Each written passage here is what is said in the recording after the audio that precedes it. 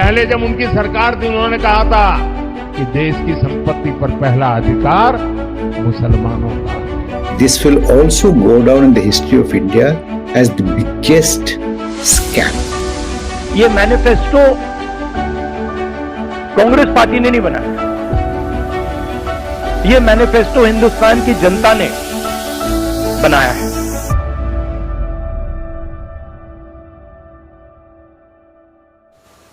ನಮಸ್ಕಾರ ವೀಕ್ಷಕರಿಗೆ.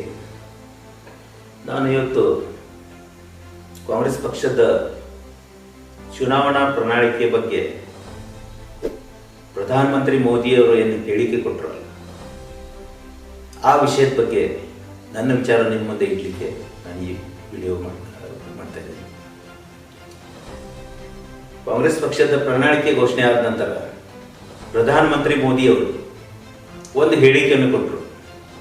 ಕಾಂಗ್ರೆಸ್ ಪಕ್ಷದ ಚುನಾವಣಾ ಪ್ರಣಾಳಿಕೆ ಇದು ಮುಸ್ಲಿಂ ಲೀಗ್ ಅನ್ನು ಛಾಪ್ ಹೊಂದಿದೆ ಅಂತ. कांग्रेस के घोषणा पत्र में पूरी तरह मुस्लिम लीग की छाप है. ಅಂದರೆ ಮುಸ್ಲಿಂ ಲೀಗನ ವಿಚಾರಧಾರೆಗಳ ಆಧಾರದ ಮೇಲೆ ಈ ಚುನಾವಣಾ ಪ್ರಣಾಳಿಕೆ ಮಾಡಿದ್ದಾರೆ ಕಾಂಗ್ರೆಸ್ ಪಕ್ಷದವರು. ದೇಶದ ಪ್ರಧಾನಮಂತ್ರಿ ಹೇಳ್ತಾರಂದ್ರೆ ಅದ್ರ ಹಿಂದೆ ಅದರದ್ದು ಸಚಿವರು, ಮಂತ್ರಿಗಳು, ಮುಖಂಡರು ಎಲ್ಲರೂ ಅದೇ ಮಾತನ್ನ ಹೇಳ್ತಾ ಹೋದ್ರು. ಇಡೀ ದೇಶಕ್ಕೆ, ಇಡೀ ವಿಶ್ವಕ್ಕೆ ಒಂದು ಬೇರೆ ಸಂದೇಶ ಹೋಯಿತು. ಬೇರೆ ಬೇರೆ ದೇಶದಲ್ಲಿ ಕೂಡ ಈ ಪ್ರಣಾಳಿಕೆಯನ್ನು ಓಪನ್ ಮಾಡಿ ನೋಡಿದ್ರು. ಇದು ಹೇಗೆ ಮುಸ್ಲಿಂ ಲೀಗ್ ಆಧಾರಿತ ಇದೆ ಅಂತ ನಾನು ಕೂಡ ನೋಡಿದೆ. ಆಶ್ಚರ್ಯ ಆಯ್ತು ನನಗೆ. ದೇಶದ ಪ್ರಧಾನಮಂತ್ರಿ, ವಿಶ್ವದ ಅತಿ ದೊಡ್ಡ ಲೋಕಶಾಹಿ ರಾಷ್ಟ್ರ ನಮ್ಮದು, ಈ ದೇಶದ ಪ್ರಧಾನಮಂತ್ರಿ ಇಷ್ಟೊಂದು ದೊಡ್ಡ ಸುಳ್ಳು ಹೇಳ್ತಾರಂದ್ರೆ ಪ್ರಣಾಳಿಕೆ ಬಗ್ಗೆ ಆಶ್ಚರ್ಯ ಆಗ್ತದೆ ಕೇಳಲಿಕ್ಕೆ. ಇದೇನು ಹೊಸತೇನಲ್ಲ. ಪ್ರಧಾನಮಂತ್ರಿಯವರು ಸುಳ್ಳು ಹೇಳುವುದು ಏನು ಹೊಸತೇನಲ್ಲ. ಕಳೆದ 10 ವರ್ಷದಲ್ಲಿ ಸುಳ್ಳಿನ ಆಧಾರದ ಮೇಲೆ ಈ ಸಾಮ್ರಾಜ್ಯವನ್ನು 10 ವರ್ಷದ ಕಟ್ಟಿದವರು ನರೇಂದ್ರ ಮೋದಿ. मैंने सिर्फ देश से 50 दिन मांगे हैं, 50 दिन. अगर 30 दिसंबर के बाद कोई मेरी कमी रह जाए, कोई मेरी गलती निकल जाए, कोई मेरा गलत इरादा निकल जाए, आप जिस चौराहे में मुझे खड़ा करेंगे मैं खड़ा होकर के देश जो सजा करेगा वो सजा भुगतने के लिए तैयार है. ಇದಕ್ಕೆ ಸಾಕಷ್ಟು ಆಧಾರ, ಇದು ಬರೇ ಆರೋಪ ಅಲ್ಲ, ಸಾಕಷ್ಟು ಆಧಾರಗಳ ಸಹಿತ ನಾವು ಇದನ್ನು ಸಾಬೀತು ಮಾಡಬಹುದು. ಪ್ರತಿ ಒಂದು ಸುಳ್ಳು ಹೇಳ್ತಾ ಬಂದ್ರು, ಹೇಗೆ ಸುಳ್ಳು ಹೇಳ್ತಾ ಬಂದ್ರು, ಜನರಿಗೆ ಹೇಗೆ ನಂಬಿಸ್ತಾ ಹೋದ್ರು ಅಂತ ಸುಳ್ಳು. ಅದಕ್ಕೆ ನಾವು ಹೇಳ್ತೇವೆ, ಹಿರಿಯರು ಹೇಳ್ತಿದ್ರು, ಸತ್ಯಕ್ಕೆ ಸಾವಿಲ್ಲ, ಸುಳ್ಳಿಗೆ ಸುಖ ಇಲ್ಲ. ಆ ಗಾದೆ ಮಾತೆ ಸುಳ್ಳು ಹೇಳುವ ರೀತಿಯಲ್ಲಿ ಅಷ್ಟೊಂದು ಆತ್ಮವಿಶ್ವಾಸದಿಂದ, ಅಷ್ಟೊಂದು ಕಾನ್ಫಿಡೆನ್ಸ್ ಇಂದ ಸುಳ್ಳು ಹೇಳ್ತಾ ಇರೋರು ಬಹುಶಃ ಇಡೀ ಜಗತ್ತಿನಲ್ಲಿ ಯಾರು ಇರ್ಲಿಕ್ಕಿಲ್ಲ. ಇದೇ ರೀತಿ ಒಂದೇ ಸುಳ್ಳನ್ನು 1000 ಸಲ ಹೇಳಿ ಸತ್ಯವನ್ನಾಗಿ ಹೇಗೆ ಪರಿವರ್ತಿಸಬೇಕಂತೇಳಿ ಬಿಜೆಪಿ IT ಸೆಲ್ ಏನು ಪ್ರಯತ್ನ ಮಾಡಿದ್ದಲ್ಲ, ಅದು ಪೂರ್ತಿ ಯಶಸ್ವಿ ಆಗದೇ ಇರ್ಬೋದು. ಆದರೆ ಸ್ವಲ್ಪ ಮಟ್ಟಿಗೆ ಭಾರತದ ಯುವಜನರ ಮನಸ್ಸಿನ ಮೇಲೆ ಪರಿಣಾಮ ಬೀರುವಂತ ಕೆಲಸ ನಡೆಯಿತು. ಸುಳ್ಳು ಪ್ರಚಾರ ಮಾಡಿ ಮಾಡಿ ಮಾಡಿ ದೇಶಕ್ಕೆ ಸ್ವಾತಂತ್ರ್ಯ ಕೊಟ್ಟಂತ ಮಹಾತ್ಮ ಗಾಂಧಿಯನ್ನೇ ವಿಲನ್ ಆಗಿ ತೋರಿಸುವಂತ ಕೆಲಸ ನಡೆಯಿತು. ऑफ कोर्स वो आज़ादी नहीं थी, वो भीख थी, और जो आज़ादी मिली है वो 2014 में मिली है. ದೇಶದ ಸ್ವಾತಂತ್ರ್ಯ ಸಂಗ್ರಾಮದಲ್ಲಿ ಬ್ರಿಟಿಷರಿಗೆ ಸಹಕಾರ ನೀಡಿದಂತ ಸಾವರ್ಕರನ್ನು ಹೀರೋನಾಗಿಸುವ ಪ್ರಯತ್ನ ನಡೆಯಿತು. ರೈತರ ಆಂದೋಲನವನ್ನು ಹತ್ತಿಕ್ಕಿ ರೈತರನ್ನ ಖಲಿಸ್ತಾನಿಯಾಗಿ ತೋರಿಸುವಂತ ಪ್ರಯತ್ನ ನಡೆಯಿತು. ವಿಶ್ವವಿದ್ಯಾಲಯಗಳು ಪ್ರಶ್ನೆ ಮಾಡುವಂತ JNU ಅಂತ ವಿಶ್ವವಿದ್ಯಾಲಯಗಳು ಇವತ್ತು ವಿಶ್ವದಲ್ಲಿ ಹೆಸರಿದೆ. ಅಂತ ವಿಶ್ವವಿದ್ಯಾಲಯಗಳನ್ನ ಟೆರರಿಸ್ಟ್ ಕೇಂದ್ರಗಳನ್ನಾಗಿ ತೋರಿಸುವಂತ ಒಂದು ಪ್ರಯತ್ನ ನಡೆಯಿತು. ಈ ರೀತಿ ಅನೇಕ ಉದಾಹರಣೆಗಳು. ಸುಳ್ಳು ಹೇಳಿ ಹೇಳಿ ಕೆಟ್ಟ ಚಿತ್ರಣವನ್ನು ದೇಶಕ್ಕೆ ಕೊಡುವಂತ ಒಂದು ಪ್ರಯತ್ನ ನಡೆಯಿತು. ಅಬ್ರಹಾಂ ಲಿಂಕನ್ ಒಂದು ಮಾತನ್ನ ಹೇಳಿದ್ರು,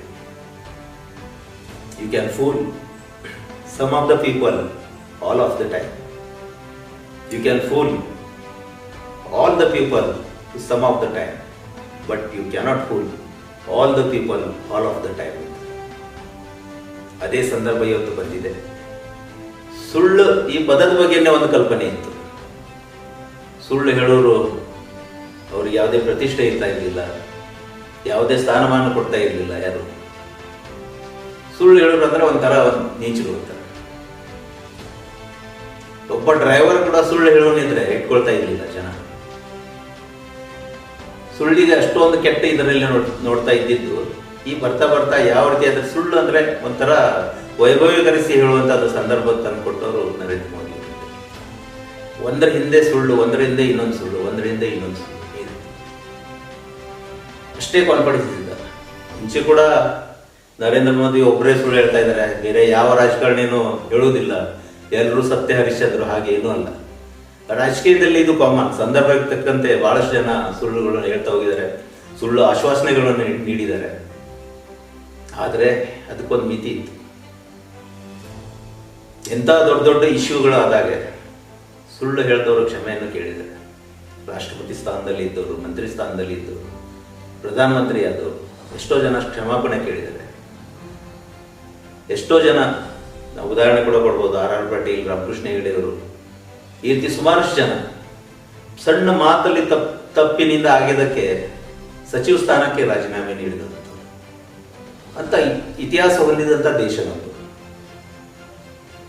ಇವತ್ತೇನು ನಡೆದಿದೆ, ಯಾವುದೇ ಸುಳ್ಳು ಸಾಬೀತಾದ ನಂತರ ಕೂಡ ಅದಕ್ಕೆ ಕ್ಷಮಾಪಣೆ ಆಗಲಿ ಬೇಸರ ವ್ಯಕ್ತಪಡಿಸೋರು ಯಾರೂ ಇಲ್ಲ. ಅದು ರಾಮದೇವ್ ಬಾಬಾ ಇರಲಿ ಅಥವಾ ಪ್ರಧಾನಮಂತ್ರಿ ಮೋದಿಯವರಿರಲಿ. ಇವತ್ತು ಸುಪ್ರೀಂ ಕೋರ್ಟ್ ಕರೆಸಿ ಕ್ಷಮಾಪಣೆ ಕೇಳುವಂತ ಸಂದರ್ಭ ಸುಪ್ರೀಂ ಕೋರ್ಟ್ ಒದಗಿಸಿದೆ ರಾಮದೇವ್ ಬಾಬಾ.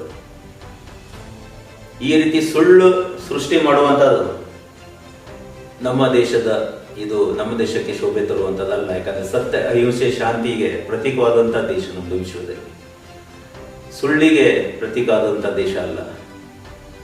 ಅದಕ್ಕೆ ನಾನು ಇವತ್ತು ನಾನು ಮಾತಾಡಬೇಕಾಗಿದ್ದು ಚುನಾವಣಾ ಪ್ರಣಾಳಿಕೆ ಬಗ್ಗೆ, ಮ್ಯಾನಿಫೆಸ್ಟೋ ಬಗ್ಗೆ. ಅದಕ್ಕೆ ಒಂದು ಪೀಠಿಕೆಯಾಗಿ ನಾನು ಮಾತಾಡ್ತಾ ಇದ್ದೇನೆ. ಎಲೆಕ್ಟ್ರಲ್ ಬಾಂಡ್ ತಾವು ಕೇಳಿದ್ರಿ, ಎಷ್ಟೊಂದು ದೊಡ್ಡ ಸುಳ್ಳು ಪ್ರಧಾನಮಂತ್ರಿಗಳು ಮಾತಾಡಿದಂತೆ. ये तो मोदी ने इलेक्ट्रल बॉन्ड बनाया था, इसके कारण आज आप ढूंढ पा रहे हो कि पैसा बॉन्ड किसने लिया, कहाँ दिया, कैसे. आज आपको ट्रेल मिल रहा है क्योंकि इलेक्ट्रल बॉन्ड थे. ಇದು ಸಾಧಾರಣ ಸುಳ್ಳಲ್ಲ. ಯಾಕಂದ್ರೆ ಸುಪ್ರೀಂ ಕೋರ್ಟ್ ಆರ್ಡರ್ ಆದ ನಂತರ ಹೇಳಿದಂತ ಸುಳ್ಳು. ನಮ್ಗೆಲ್ರಿಗೂ ಗೊತ್ತಿದೆ, ಎಲೆಕ್ಟ್ರಲ್ ಬಾಂಡ್ ಎಷ್ಟೋ 16,000 ಕೋಟಿ ಇದ್ರದ್ದು ಭ್ರಷ್ಟಾಚಾರ ನಡೆದಂತ ಹಗರಣದ ಕತೆ ಇದು ಎಲೆಕ್ಟ್ರಲ್ ಬಾಂಡ್. ಅದು ಏನೇ ಇಲ್ಲ, ನಾನು ಎಲೆಕ್ಟ್ರಲ್ ಬಾಂಡ್ ಬಗ್ಗೆ ಇವತ್ತು ಮಾತಾಡೋದಿಲ್ಲ. ಆದರೆ ಎಲೆಕ್ಟ್ರಲ್ ಬಾಂಡ್ ಬಗ್ಗೆ ಸುಪ್ರೀಂ ಕೋರ್ಟ್ ಅಲ್ಲಿ ಆದೇಶ ಆಯಿತು. RTIದಲ್ಲಿ ಮಾಹಿತಿ ಕೇಳಿದ್ರೆ ಮಾಹಿತಿ ಕೊಟ್ಟಿರ್ಲಿಲ್ಲ. ಡೋನರ್ಸ್ ಯಾರು, ಯಾರಿಗೆ ಹೋಗಿದ್ದೆ ಹಣ ಅಂತ ಕೊಟ್ಟಿರ್ಲಿಲ್ಲ. ಪುಣ್ಯಾತ್ಮ ಯಾರೋ ಒಬ್ರು ಕೋರ್ಟಿಗೆ ಹೋದ್ರು, ಕೋರ್ಟಿಗೆ ಹೋಗಿದ್ದಕ್ಕೆ ಸುಪ್ರೀಂ ಕೋರ್ಟ್ ಆದೇಶ ಮಾಡಿತ್ತು. ಖಂಡಿತವಾಗಿ ಸುಪ್ರೀಂ ಕೋರ್ಟ್ ಹೇಳಿದೆ, electoral bond is illegal and unconstitutional ಅಂತ.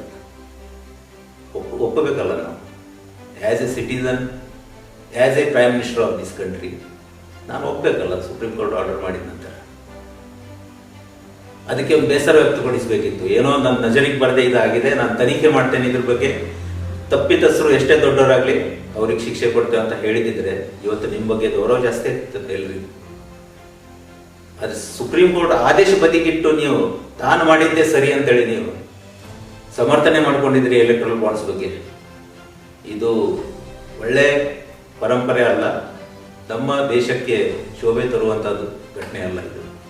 ಅದಕ್ಕೆ ಇದೇ ರೀತಿ ನಾನು ಇವತ್ತಿನ ವಿಷಯಕ್ಕೆ ಬರ್ತೇನೆ. ಮ್ಯಾನಿಫೆಸ್ಟೋ ಬಗ್ಗೆ, ಚುನಾವಣಾ ಮ್ಯಾನಿಫೆಸ್ಟೋ ಬಗ್ಗೆ ನಾನು ವಿವರವಾಗಿ ಕಂಪೇರ್ ಮಾಡಲಿಕ್ಕೆ ನಾನು ಈ ವಿಡಿಯೋ ಮಾಡಿಲ್ಲ. ಮ್ಯಾನಿಫೆಸ್ಟೋ ಬಗ್ಗೆ ಯಾವ ರೀತಿ ಸುಳ್ಳು ಹೇಳಿದರು ಅದನ್ನು ನಾನು ಹೇಳಲಿಕ್ಕೆ ಬಯಸ್ತೇನೆ. ಇವತ್ತು ನಾನು ಹೇಳಿದೆ, ಕಾಂಗ್ರೆಸ್ ಪಕ್ಷದ ಪ್ರಣಾಳಿಕೆ ಬಗ್ಗೆ ಪ್ರಧಾನಮಂತ್ರಿ ನರೇಂದ್ರ ಮೋದಿ ಅವರು ಯಾವ ರೀತಿ ಟೀಕೆ ಮಾಡಿದರು. ಮುಸ್ಲಿಂ ಲೀಗ್ ಛಾಪು ಹೊಂದಿದೆ ಅಂತೇಳಿ ಅವರು ಭಾಳ ದೊಡ್ಡ ಒಂದು ಸ್ಟೇಟ್ಮೆಂಟ್ ಕೊಟ್ಟಿದ್ರು. ನಾನು ಅದ್ರ ಬಗ್ಗೆ ನಾನು ಹೇಳಲಿಕ್ಕೆ ಬಯಸ್ತಾ ಇದ್ದೇನೆ. ನಾನು ಎರಡೂ ಪಕ್ಷದ BJP ಮತ್ತು ಕಾಂಗ್ರೆಸ್ ಪಕ್ಷದ ಪ್ರಣಾಳಿಕೆ ಇವತ್ತು ಇಲ್ಲಿ ನನ್ನ ಹತ್ರ ಇದೆ. ಎರಡು ನೋಡಿದಾಗ ಎಷ್ಟು ಚಾಣಾಕ್ಷತನದಿಂದ ಮೈನಾರಿಟಿ ವಿಷಯವನ್ನು ಕೈ ಬಿಟ್ಟಿದೆ BJP. ಉದ್ದೇಶ ಕಾಂಗ್ರೆಸ್ ಪಕ್ಷದ ಪ್ರಣಾಳಿಕೆ ಇದು ಮುಸ್ಲಿಮರು ತುಷ್ಟೀಕರಣ ಮಾಡಲಿಕ್ಕೆ ಮಾಡಿದ್ದಾರೆ ಅಂತೇಳಿ ತೋರಿಸ್ಲಿಕ್ಕೆ ಮಾತ್ರ. ಕಳೆದ ಪ್ರಣಾಳಿಕೆಯಲ್ಲಿ 2019ರ ಬಿಜೆಪಿ ಪ್ರಣಾಳಿಕೆಯಲ್ಲಿ ಬಿಜೆಪಿ ಒಂದು ಲೈನ್ ಅಲ್ಲಿ ಹೇಳಿದೆ, ಎಂಪವರ್ಮೆಂಟ್ ಆಫ್ ಮೈನಾರಿಟೀಸ್ ಅಂತ. ಅದೇ ವಿಷಯವನ್ನು ಕಾಂಗ್ರೆಸ್ ಪಕ್ಷದ ಪ್ರಣಾಳಿಕೆಯಲ್ಲಿ ಸ್ವಲ್ಪ ಡಿಟೇಲ್ ಆಗಿ ಕೊಟ್ಟಿದ್ದಾರೆ. ಮೈನಾರಿಟೀಸ್ ಸಲುವಾಗಿ ಏನೇನು ಮಾಡುವ ಗುರಿ ಹೊಂದಿದ್ದೇವೆ ಅಂತ ಪಕ್ಷದ ಪ್ರಣಾಳಿಕೆಯಲ್ಲಿ ಇದೆ. ಅದರಲ್ಲಿ ಸ್ಪೋರ್ಟ್ಸ್, ಕಲ್ಚರ್, ಲ್ಯಾಂಗ್ವೇಜ್, ಸ್ಕಾಲರ್ಶಿಪ್, ವಿದ್ಯಾರ್ಥಿಗಳಿಗೆ scholarship, economic empowerment of minorities, ಈ ರೀತಿ ಅನೇಕ ಸುಮಾರು 10 ಪಾಯಿಂಟ್ಗಳು ಇದ್ದಾವೆ. ಇದರಲ್ಲಿ ಮುಸ್ಲಿಂ ಲೀಗ್ ಛಾಪ್ ಹೊಂದುವಂಥದ್ದು ಯಾವುದೇ ವಿಷಯ ಇಲ್ಲ. ಮೈನಾರಿಟೀಸ್ ಇದು ಪ್ರತಿಯೊಂದು ಸರ್ಕಾರದ ಕರ್ತವ್ಯ, ಮೈನಾರಿಟೀಸ್ ಅನ್ನು ಅಪ್ಲಿಫ್ಟ್ ಮಾಡುವಂಥದ್ದು. ಅದೇ ಉದ್ದೇಶಗಳನ್ನು ಇದರಲ್ಲಿ ಕೊಟ್ಟಿದೆ. ಇದು ತಪ್ಪು ಅಂತ ಬಿಜೆಪಿ ಹೇಳುವುದಾದರೆ 2024ರ ಪ್ರಣಾಳಿಕೆಯಲ್ಲಿ ಕಾಂಗ್ರೆಸ್ ಪಕ್ಷದ ಪ್ರಣಾಳಿಕೆಯಲ್ಲಿ ಏನಿದೆ ಅದು ತಪ್ಪು ಅಂತ ನೀವು ಹೇಳುದಿದ್ರೆ ನಿಮ್ಮದೇ ನಾನು 2014ರದ ಬಿಜೆಪಿ ಪ್ರಣಾಳಿಕೆಯನ್ನು ನೀಡ್ತಾ ಇದ್ದೇನೆ. ಸ್ಕ್ರೀನ್ ಮೇಲೆ ನೋಡ್ಬೋದು ನೀವು. ಇದಕ್ಕಿಂತ ಜಾಸ್ತಿ ಸುಮಾರು ಒಂದು 10ಕ್ಕಿಂತ ಜಾಸ್ತಿ ಪಾಯಿಂಟ್ಸ್ ಅದರಲ್ಲಿ ಇದ್ದಾವೆ. ಅದರಲ್ಲಿ ಎಲ್ಲದೂ ಇದೆ. ಮದ್ರಸಾ ಮಾಡರ್ನೈಸೇಷನ್ ಇದೆ, ವಕ್ಫ್ ಬೋರ್ಡ್ ಎಂಪವರ್ಮೆಂಟ್ ಇದೆ, ಕಲ್ಚರ್ ಅಂಡ್ ಹೆರಿಟೇಜ್ ಇಂಪ್ರೂವ್ಮೆಂಟ್ ಇದೆ, ಉರ್ದು ಭಾಷೆ ಸಲುವಾಗಿ ಪ್ರಿಸರ್ವೇಷನ್ ಮಾಡುವಂತಹ ಉದ್ದೇಶವನ್ನು ಅದರಲ್ಲಿ ಇಟ್ಟಿದ್ದಾರೆ. ಸುಮಾರಷ್ಟು ಪಾಯಿಂಟ್ಸ್ಗಳು. ಇದು ನೋಡಿದ್ರೆ ಇದು ಇರಬಾರ್ದು ಅಂತ ಹೇಳಿ, ಅಂದ್ರೆ ಇದು ಇರೋದು ತಪ್ಪಂತ ಹೇಳ್ತಲ್ಲ. ನಮ್ಮ ದೇಶದಲ್ಲಿ 30 ಕೋಟಿ ಮೈನಾರಿಟೀಸ್ ಸಂಖ್ಯೆ ಇದೆ ಇವತ್ತು. ಅವರಿಗೆ ಅಪ್ಲಿಫ್ಟ್ ಮಾಡುವಂತಹ ಜವಾಬ್ದಾರಿ ಸರ್ಕಾರದ ಮೇಲೆ ಇದೆ. ಅದು ಯಾವುದೇ ಸರ್ಕಾರ ಇರಲಿ, ಬಿಜೆಪಿ ಸರ್ಕಾರ ಇರಲಿ, ಕಾಂಗ್ರೆಸ್ ಪಕ್ಷದ ಸರ್ಕಾರ ಇರಲಿ, ಅವ್ರ ಮೇಲೆ ಜವಾಬ್ದಾರಿ ಇದೆ.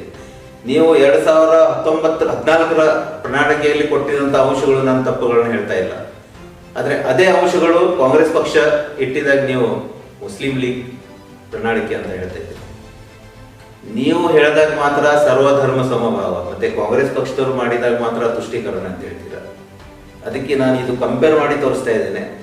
ಈ ಪ್ರಣಾಳಿಕೆ ಯಾವುದೇ ಲೆಕ್ಕದಲ್ಲಿ ತುಷ್ಟೀಕರಣದ ಪ್ರಣಾಳಿಕೆ ಅಲ್ಲ. ಎಲ್ಲ ದಲಿತ ವರ್ಗ ಆಯ್ತು, ರೈತರು ಆಯ್ತು, ಎಲ್ಲರಿಗೆ ಮಾಡಿದಂತ ಪ್ರಣಾಳಿಕೆ ಇದು. ಬಹಳ ಕೆಟ್ಟ ಉದ್ದೇಶದಿಂದ ಪ್ರಧಾನಮಂತ್ರಿಯವರು ಒಂದು ಕೆಟ್ಟ ಸಂದೇಶವನ್ನು ಕೊಟ್ಟಿದ್ದಾರೆ. ಇದು ಮುಸ್ಲಿಂ ಲೀಗ್ ಛಾಪ ಹೊಂದಿದೆ ಅಂತೇಳಿ. ಈ ರೀತಿ ಪ್ರಧಾನಿ ಸ್ಥಾನದಲ್ಲಿ ಇರುವಂತವ್ರು ಯಾರು ಮಾಡಬಾರ್ದು ಅಂತ ನನ್ನ ಅನಿಸಿಕೆ. ಕಳೆದ 10 ವರ್ಷದ ಬಿಜೆಪಿ ಕೇಂದ್ರ ಸರ್ಕಾರದ ಹಗರಣಗಳ ಸರಮಾಲೆ, ಸುಳ್ಳಿನ ಸರಮಾಲೆ, ಇದು ಎಲ್ಲದಕ್ಕೂ ಒಂದು ಅಂತ್ಯ ಕಾಣುವಂತ ಸಂದರ್ಭ ಇವತ್ತು ಒದಗಿ ಬಂದಿದೆ. ಎಲ್ಲ ಸುಳ್ಳಿನ ಹಗರಣಗಳು ಬಹಿರಂಗಗೊಳ್ಳುವಂತಹ ಸಮಯ ಇವತ್ತು ಬರ್ತಾ ಇದೆ. ಸುಪ್ರೀಂ ಕೋರ್ಟ್ ತಾವಾಗಿ ಎಷ್ಟೋ ಪ್ರಶ್ನೆಗಳನ್ನು ಕೇಂದ್ರ ಸರ್ಕಾರ ಕೇಳ್ತಾ ಇದೆ.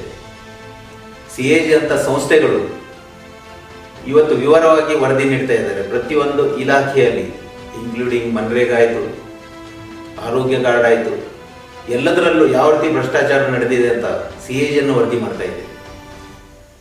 ಸೋಷಿಯಲ್ ಮೀಡಿಯಾ ಕೂಡ ಇವತ್ತು ಜಾಗೃತಗೊಂಡಿದೆ. ಕೇಂದ್ರ ಸರ್ಕಾರದ 10 ವರ್ಷದ ಕರಾಳ ಅವಧಿಯನ್ನು ಜನರ ಮುಂದೆ ತೆರೆದಿಡ್ತಾ ಇದೆ. ಅದಕ್ಕೆ ಆ ಸಮಯ ಇವತ್ತು ಬರ್ತಾ ಇದೆ ಅಂತೇಳಿ ನಾನು ತಿಳ್ಕೊಂಡೆ. ಕೊನೆಯಲ್ಲಿ ನಾನು ಈ ವಿಡಿಯೋ ಮೂಲಕ ಒಂದು ವಿನಂತಿಯನ್ನು ಮಾಡ್ತಾ ಇದ್ದೇನೆ. ಮುಂದೆ ಬರುವಂಥ ಸರ್ಕಾರ, ಮುಂದೆ ಆಗುವಂಥ ಪ್ರಧಾನಮಂತ್ರಿಯವರು ಎಲ್ಲರಲ್ಲೂ ಒಂದು ಭಾರತದ ನಾಗರಿಕರ ಪರವಾಗಿ ಒಂದು ವಿನಂತಿಯನ್ನು ಮಾಡ್ತಾ ಇದ್ದೇನೆ. ಈ ದೇಶ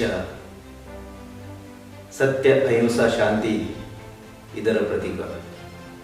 ವಿಶ್ವದಲ್ಲೇ ಒಂದು ಮಾನ್ಯತೆ ಇದೆ ಭಾರತ ದೇಶಕ್ಕೆ, ಶಾಂತಿ ಪ್ರಿಯ ದೇಶ ಅಂತ. ಇದೇ ರೀತಿಯಲ್ಲಿ ಇರಲಿ ಈ ದೇಶ, ಬದಲಾಗಬಾರದು.